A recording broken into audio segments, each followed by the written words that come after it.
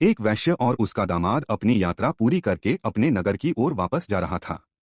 रास्ते में भगवान सत्यनारायण दंडी के वेश में उससे मिले और उसकी नाव में क्या है यह पूछा। वैश्य ने असत्य कहा कि उसकी नाव में बेल और पत्ते हैं। भगवान ने उसके वचन को सत्य कर दिया और उसकी नाव में वास्तव में बेल और पत्ते रह गए। वैश्या बेहोश हो गया। तभी उसके दामाद ने कहा कि साधु अभी दूर नहीं गए होंगे, चलिए उनके पास चले और उनसे क्षमा मांगे। फिर वे उन्हें मिल गए और वैश्य ने अपनी गलती की दंडी महाराज से क्षमा मांगी। भगवान ने कहा, जब तुम्हारी संतान होगी तब तुम व्रत रखोगे, पर तुमने ऐसा नहीं करा। वैश्य ने उनसे क्षमा मांगी। दंडी महाराज ने पूजा करने का निर्देश दिया और उसकी नाव फिर से धन से भर दी। वैश्य और उसके दामाद ने भगवान सत्यनारायण की पूजा करी और वह आगे चल दिए।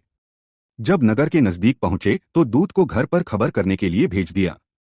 वैश्य की पत्नी लीलावती को जब पता चला तो अपनी बेटी से कहती है, तुम घर का काम करके आ जाना, मैं जा रही हूँ। माता के ऐसे वचन सुन कलावती जल्दी में प्रसाद छोड़ अपने पति के पास चली गई।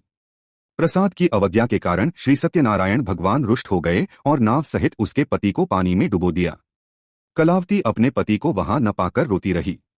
यह सब देख वैश्य दुखी होकर बोला कि हे प्रभु, मुझसे तथा मेरे परिवार से जो भूल हुई है उसे क्षमा करें।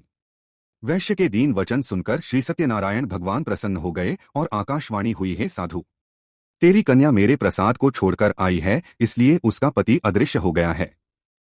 यदि वह घर जाकर प्रसाद खाकर लौटती है तो इसे इसका पति अवश्य मिलेगा। आकाशवाणी सुन कलावती घर पहुंचकर प्रसाद ग्रहण करती है और फिर आकर अपने पति के दर्शन करती है। उसके बाद साधु अपने बंधु बांधवों सहित श्री सत्यनारायण भगवान का विधि विधान से पूजन करता है तथा इस लोक में सुख भोग वह अंत में स्वर्ग को जाता है।